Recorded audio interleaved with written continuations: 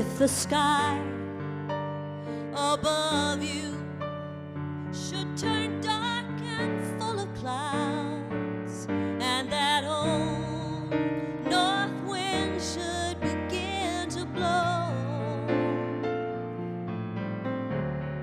well, keep your head together and call my name out loud, and soon I'm gonna be knocking upon your door. Will you just call out my name, and you know wherever I am, I'll come running to see you again. Winter, spring, summer, or fall, all you gotta do is call, and I'll be there, yes I will. Hey, ain't it good to know that you got a friend when people can be so cold? They'll hurt you, yes, and desert you. They'll take your soul if you let them. Oh, now, but don't you let them. You just call out my name, and you know wherever I am, I'll come running, running, baby, see you again. Oh, baby, don't you know about winter, spring, summer, or fall? And now all you gotta do is call, and I'll be there, yes I will. You got a friend, you got a friend. Ain't it good to know you got a friend? Ain't it good to know you got a friend?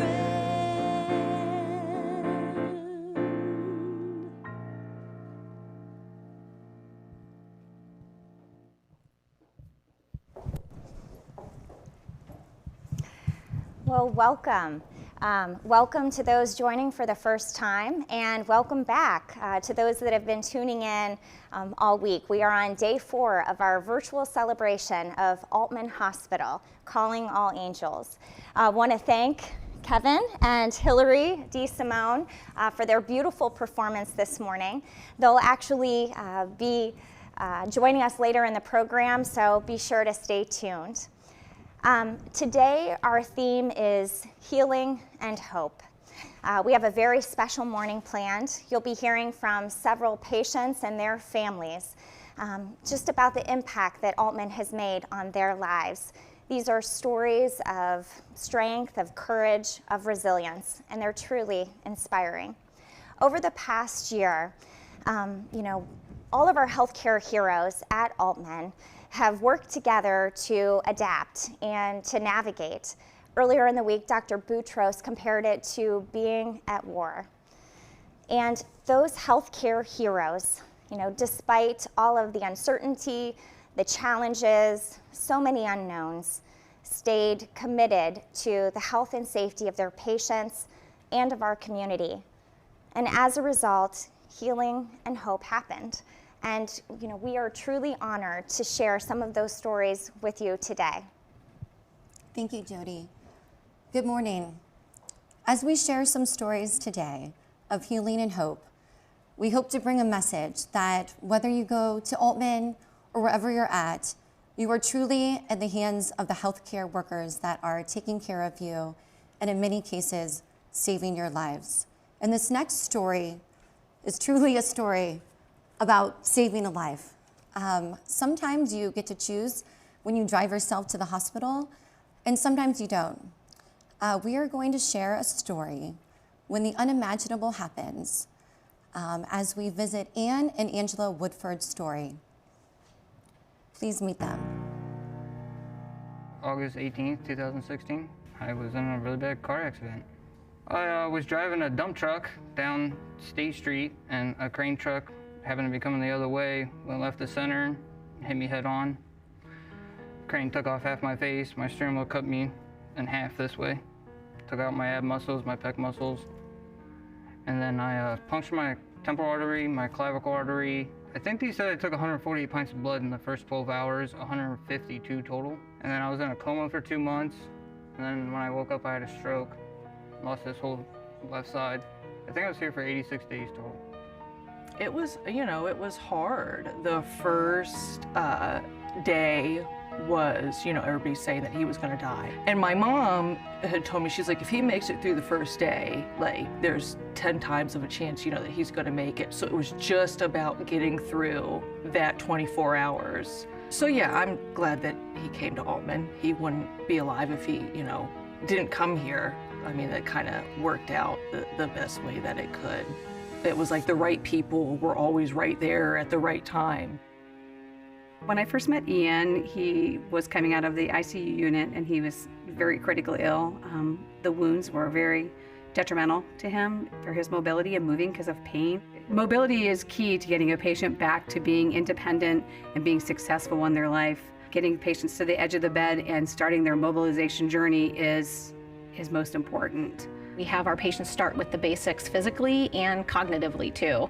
Simple things, because especially after you've been in a coma for so long, it can be daunting to get that aspect of yourself back as well, reorienting yourself to everything you've been through and the situation that you're currently in right now. Because our patients, generally, they don't want to do anything. They're in pain, things are hard, it's depressing, there's so many things they're going through. So we really do our best to push them to want to get better and to get better. But yeah, it was hard, trying to learn how to walk again, getting in and out of bed. It's like, I don't know how to explain it. It's like magical. Like I actually still dream about it because it went from to a point where I couldn't sit up on myself to where I had my whole bed and everything made by the time they would get in my room in the morning. But by the end of it, I love them guys. Even though Ian did very well for us, he still has a significant amount of limitations. It's rough, I can't pick up my kids. I can't, so it's still hard to do stuff like that. Every now and then I'll need help out of bed. But I think he's still trying to work his way through to progress daily, but I think it's going to be a life process for him to get through life every day. I love when patients come back to visit us. Even to see Ian today after he's 5 years out of his accident, it's heartwarming. It really is heartwarming. I used to see them all the time before COVID. They're part of my family now. They saved my life. They mean the world to me.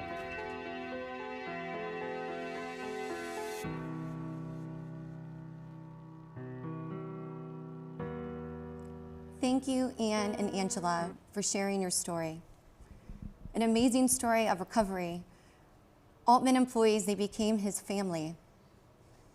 From going from the first 24 hours and giving him so many pints of blood and just the importance of crossing that bridge to the story of him being in a coma for such a long time, not knowing if he would survive. And then through his recovery, at the end, he would make his bed. The healthcare workers became his family. Ian has a long road of recovery ahead of him. As he mentioned, at this time, he's still unable to pick up his children. But it's because of the care that he received at Aultman through his journey that he is alive and well today. And I've had the pleasure to know Ian over the years, and we wish you continued success and healing. One of the things that was mentioned through Ian's story and throughout Aultman as part of our patient care initiatives is patient mobility. And it was mentioned how it was hard for Ian to lift him up earlier on. And that's kind of across the way at the hospital. Patient mobility, you don't think about it often, but it's very important, especially getting patients moving and on the road to recovery.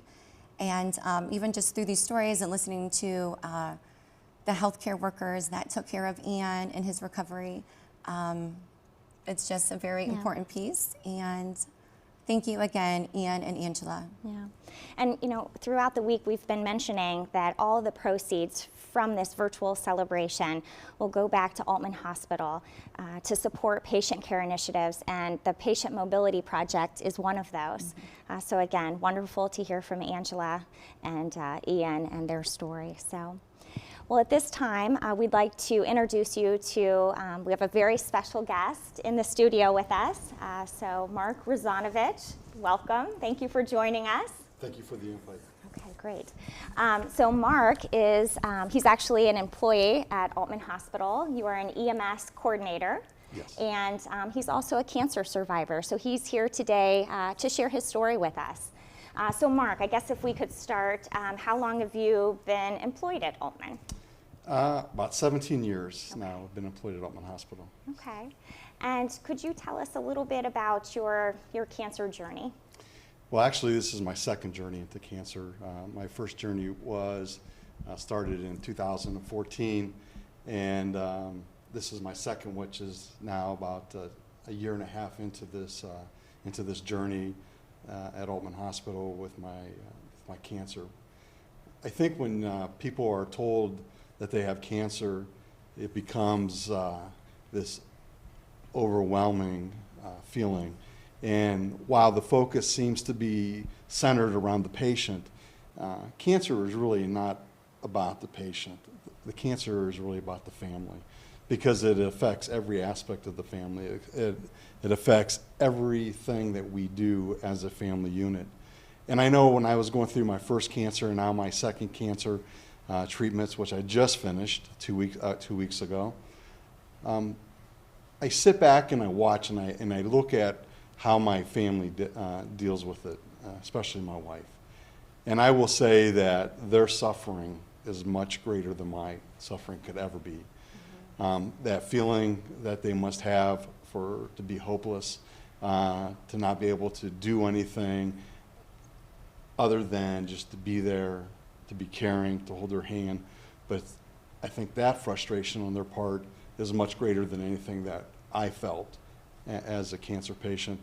And my biggest regret is what really I really put my family through, because truly what happens to me happens, but for them it's difficult to watch them suffer through this, knowing that there's really not much they can do other than be there, show that love, be supportive, hold your head when you're not feeling well, pick you up when you need picked up. They are a godsend, but cancer is really a family unit disease. It's more than just that patient. Sounds like you have a beautiful support system. I do, and I'm so fortunate because, a lot of times people withdraw within themselves when something bad happens, and whether it's cancer or anything, they seem to turn inward. And my thing is, and what I tell people is, spread yourself outward. Go out, build those networks, build those support mechanisms, and accept what you're going through, and understand that you're not alone, that other people are going through it with you, that are suffering with you, and celebrate all the small little victories that come our way. Because truly that's what keeps you going to the next celebration, is those little things. That's wonderful. We had Tina Biasella here with us earlier this week, and she shared, the exciting news with our viewers that, we broke ground last week for the Timken Family Cancer Center. It's a very just exciting time at Altman. It's such a wonderful resource for our community.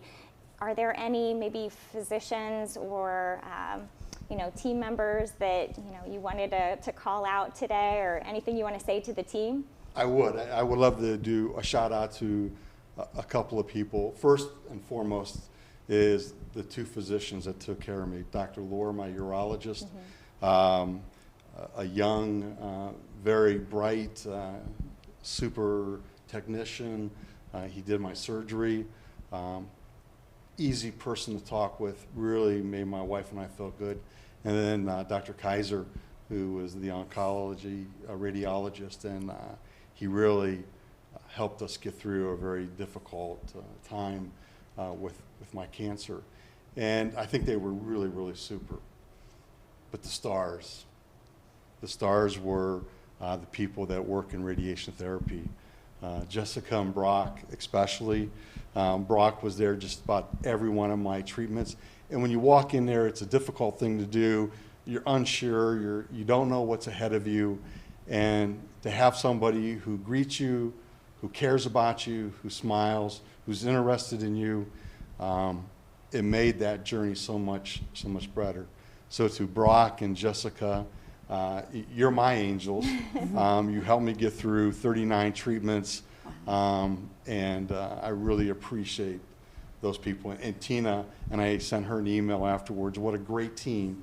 And I truly believe that attitude reflects the leadership. And I know Tina and Julie and those people in the leadership roles display the best leadership capabilities for that difficult task. I mean, you're dealing with people that are going through a very difficult time. And it was, I actually look forward sometimes just to see them and talk to them, even if it's just for a few moments right before the treatment started. So they were my angels, and they certainly helped me get through those 39 treatments. Wonderful. Thank you so much. It's interesting how, as an Aultman employee and going through cancer, you must have a completely unique perspective on this journey. Do you think that this journey has impacted how you interact with your team and patients at Aultman? I think anybody who faces their own mortality puts life in a different perspective. And that is true for me as well. You know, when I look at Aultman Hospital, when I go to work, you know, you see a beautiful building, the Timken Family Foundation, who is generously donating money to Aultman Hospital to build a cancer center, which is truly needed within our community, and all the people who support that project. And you look at those bricks and mortar, and that's why I see, you know, all these buildings, and the bricks are the building blocks, and then the mortar is that glue that keeps it together. And it's that ability that we have these structures in place so that we can have a place where we can send our people, where we can take care of our people. But even though those are the bricks and mortars of Aultman Hospital, the true bricks and mortars, though, are the people. Yeah. And the people are the foundation and in the structure of Aultman Hospital. And it's everybody. It's everybody from the physicians to administration, to housekeeping, to maintenance, to security. Everybody plays an important part. And the mortar is their dedication. And one of the things that I see, and it was so prevalent during this pandemic, was people that were willing to put themselves at risk, people that were willing to come to work and also sacrifice the safety of their own families to take care of the people who need it the most, and those are the patients. That is the true mortar. That is the bricks and mortars of Aultman Hospital, or the people. All the people working together for one common goal, and that is to take care of people like me. Yeah. To me, that is such an honor that there are so many people dedicated to do what needs to be done, not just for me, but for my family. Because, like I said before, the family suffers. And knowing that your family or your loved one is being cared for by people who truly care, who are committed and dedicated to not only their profession, but to humanity. And that's what makes, I think, Aultman Hospital so much different. A community hospital based in Stark County, looking after our community, looking after our patients. It's that piece that is the true glue, the true mortar of Aultman Hospital. Well, thank you. Thank you so much for sharing with us this morning. Thank you for being with us. Yes, such a powerful story, and we wish you continued success in health and healing on your journey, Mark. Thank you for being here. Thank you. Thank you. God bless. The common sentiment over this past year is we have all been affected differently, whether it's business that has suffered through the pandemic, whether it's health, our economy. Truly, this past year has affected everyone differently. At this time, we are going to meet a family, a local family, who experienced the unimaginable this past year as they shared their story. Please meet the Moss family.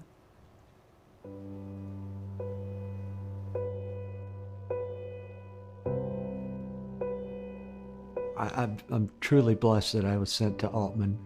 If it weren't for the staff, doctors and nurses, I would not be here today, period. It was on a Sunday afternoon. We left church and I just started feeling a little sore, like the flu was coming on. Checked my fever, I had a fever. And then the next couple of days it was progressing worse and worse. Right around the 9th or 10th day, he went down. He was flat on his back. My neighbors, I have several neighbors that are nurses, gave us a pulse ox. You know, if it goes below 84 or if it stays down, it doesn't bounce back up to 88, you know, you got a problem and you need to get him to the hospital. They took me into the hospital and I had, 103-degree fever, double pneumonia, and they didn't let me go. A few days later, the doctor came in and said, we're going to have to put you on the ventilator.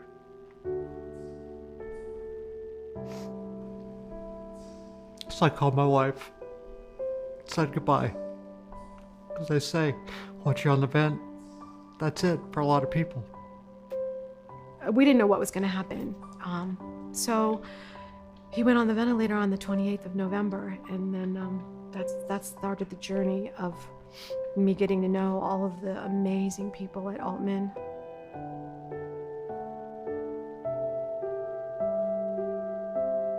The one nurse, her name is Sandy Swigert, and she is the liaison between families who can't be with their family members and giving us information and updates. One of the times I was on the phone with Sandy, and in the morning, and it was a positive report. She said, everything looks good. Well, 2 hours later, and this is the roller coaster ride with COVID, she called me and said, Michelle, John's having some issues with his breathing. He has a pneumothorax, which is when the air goes from the lung into the cavity, and his lung was collapsing. And she said, I'm gonna be with you on the phone. While Michael, the nurse practitioner, who's an angel in himself, because he saved John 3 different times, because he had 3 different chest tubes. But Sandy stayed on the phone with me, and she's like, Michelle, Michael's got everything ready. And she literally walked me through the surgery. Okay, they're putting in the chest tube. Okay, his oxygen's coming up a little bit. It's up to 80, it's up to 82, it's up to 85. It looks like he's doing well, Okay, Michelle, his oxygen's back up to 90. I'm gonna call you back. It should, within a half an hour or so, it should be back up, 95, 96. Well, 5 minutes later, she called me back. She said, Michelle's oxygen's back up.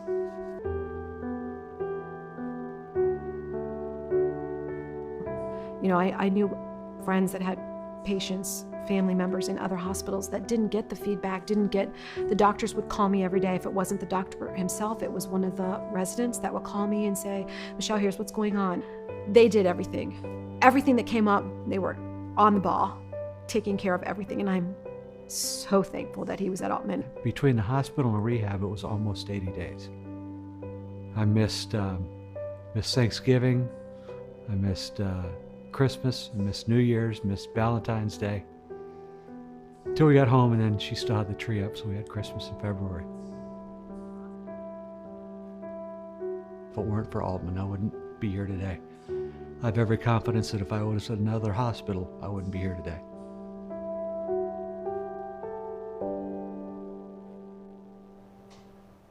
Wow, what an absolute incredible story. Thank you so much, Michelle and Jonathan, for inviting us into your home to share your story of hope.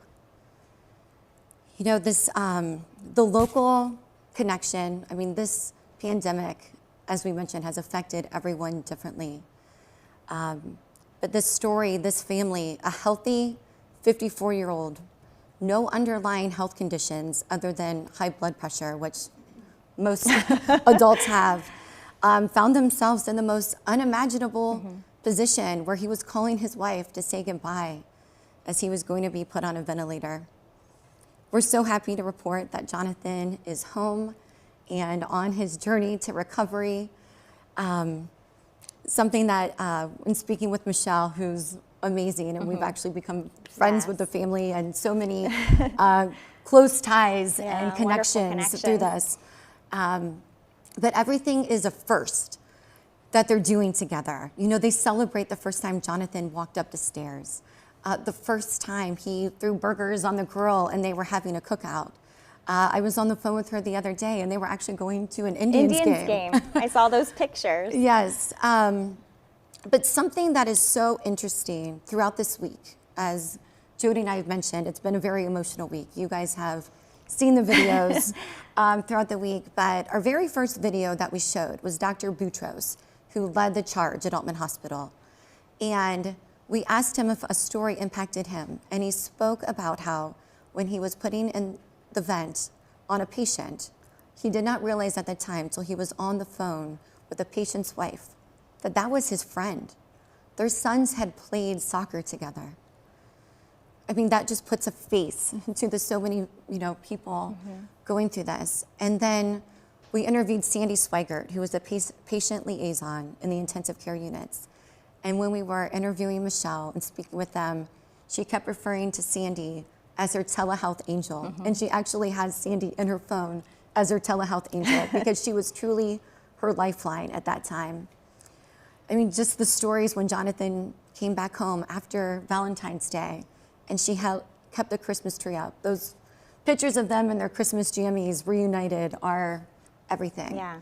But one of the statements that Michelle said, going back to hope and healing, that during this time, that the support that she felt from the community, from neighbors, how everyone came together. There was no political differences.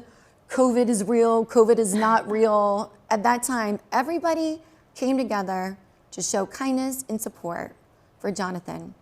He's back now singing in church, and they say that's really good for his lungs and the recovery. Such a beautiful family, such unfortunate circumstance that you went through. Oh, and I'm happy, speaking of unfortunate circumstance, and speaking with Michelle, he's home, he's on his road to recovery, he still has a ways to go. But last week, actually, he had to go to the hospital for an appendectomy, I believe, which was completely a walk in the park after being in the hospital for 80 days and a ventilator for much of that. And after his surgery, they had the opportunity to go down to the MICU where Jonathan spent so much time and to meet the faces of the nurses and the doctors that took care of him during that time, many of who he never had the opportunity. So I've seen the photos. I don't know if they were shared through the video, but truly a heartfelt, heartwarming story of hope. Thank you, Michelle and Jonathan. Yeah. Thank you again. Just to echo Lindsay's, sentiments, we just appreciate you welcoming us into your home and, sharing your story with us. It was truly inspiring. And, we've made friends from it, so thank you. Well, at this time, we've spent most of the morning highlighting healing and hope. We did want to mention something new to our auction this year is Name Your Angel. So, for $50, you can make a donation and you can name your angel. You can commemorate, you can honor, you can memorialize, you can celebrate a loved one, a friend, a healthcare hero. Again, just an opportunity for you to recognize someone in your life. So if you go to our website, callingallangels2021.org, if you scroll down, there is an opportunity for you to name your angel for $50, and that angel name will be displayed in the Bedford lobby for 1 year. So we're actually going to keep this open for the month of May, and then those names will be displayed starting in June. So again, want to encourage you to name your angel. There's a lot of other things that you can participate as far as giving back.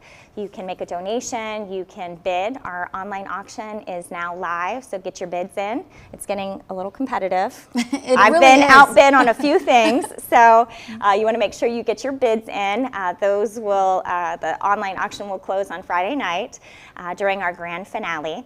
And you can also purchase merchandise, you can buy raffle tickets, so lots of fun stuff housed on our website. And Jody and I will be back here tomorrow morning going over our special items that are going live tomorrow. These are more of our exclusive experiences and items, and we're going to have a great day Yeah. as we get to go through those. We've got some good stuff to yeah. share with you. Thank you, everyone that tuned in today, and thank you to everyone that shared their stories of hope and healing with us today.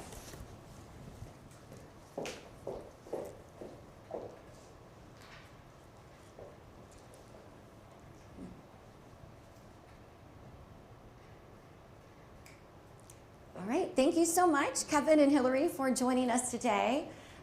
If you're from around here, you have seen Kevin and Hillary on the scene. They are an incredible musical family. Kevin actually used to play piano on tour for Barry Manilow, which was awesome. And Hillary is an amazing singer, and she is actually daughter of double Grammy winner jazz musician Bob James.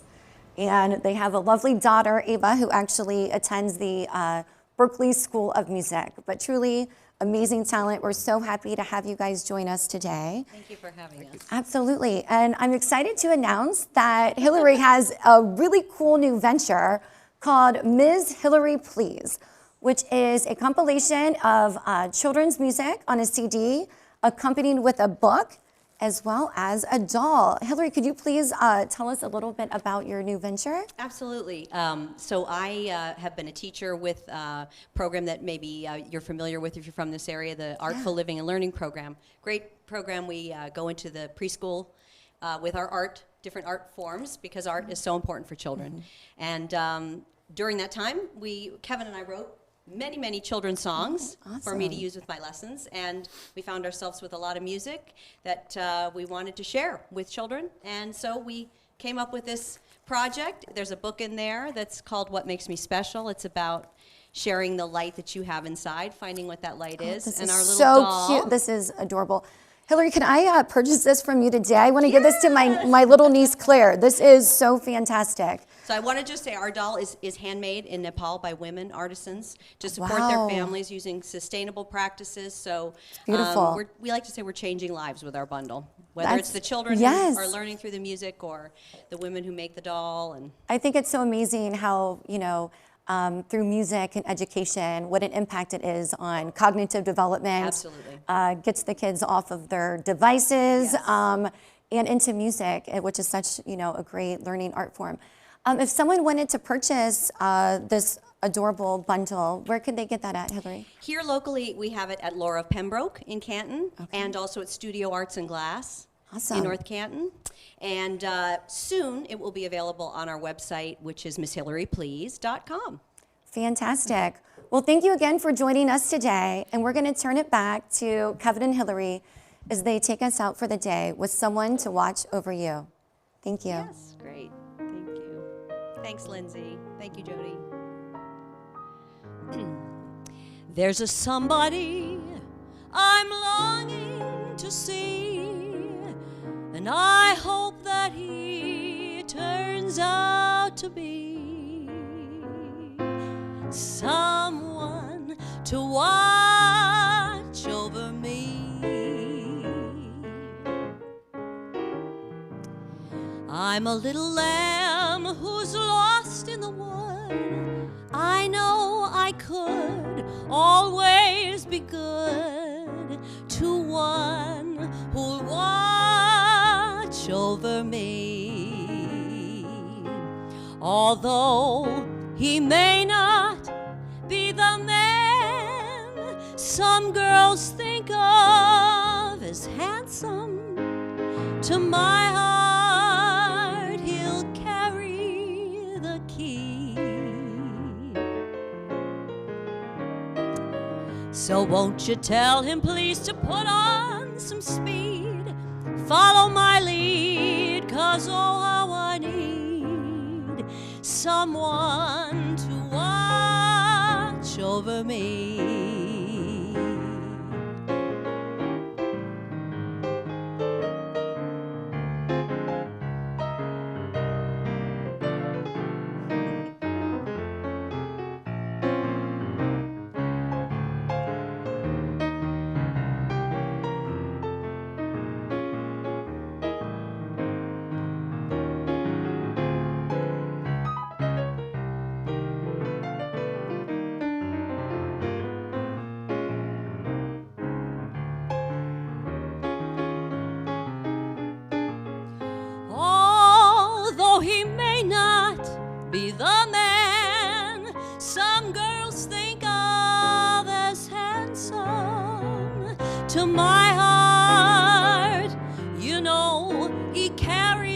key.